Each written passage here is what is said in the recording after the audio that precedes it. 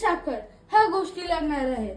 पहिल्यांदा केक बनवण्यासाठी आपण 2 कढया घेतलेल्या आहेत. त्या दोन्ही कढयांना आपण प्रीहीटवर ठेवणार. आता आपण केकच्या पात्राला तुपाने ग्रीस करून घेतलेले आहे.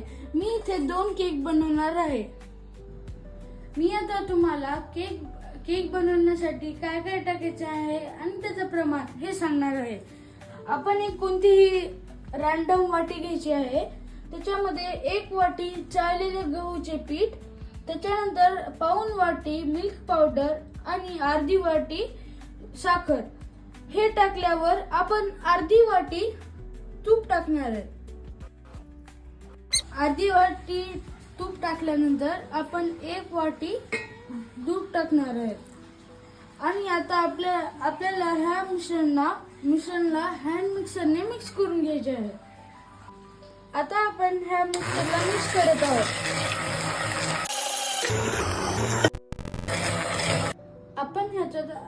आता हे मिश्रण मिक्स केल्यावर आपण ह्याच्यात अर्धा चमचा बेकिंग पावडर टाकणार आहे. आता आपण ह्याच्यात अर्धा चमचा बेकिंग सोडा पण टाकणार. आता आपण ह्याला छानपणे मिक्स करून घेणार आहे.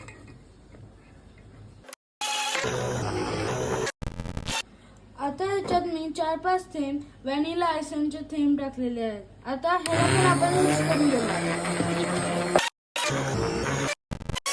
फिरवताना एकाच बाजूने फिरवायचं, कारण तुम्ही ऑपोजिट बाजूने फिरवलात तर ते तेवढं फ्लफी होणार नाही.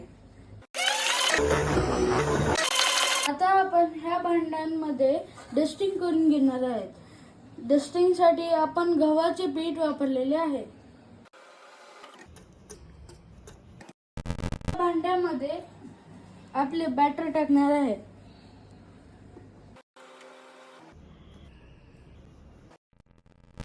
आता आपण ह्या बॅटरला थोडं सेटल करणार आहेत. आता मी त्या केकच्या भांड्याला कढईमध्ये ठेवलेलं आहे. त्याच्यावर मी एक प्लेट झाकलेली आहे आणि त्या प्लेटवर मी एक जड वस्तू ठेवलेली आहे. आता ह्या केकला आपल्याला 45 मिनिट बेक करायचे आहे. धन्यवाद. हा केक आता बेक झालाय का नाही आपण चेक करणार आहे.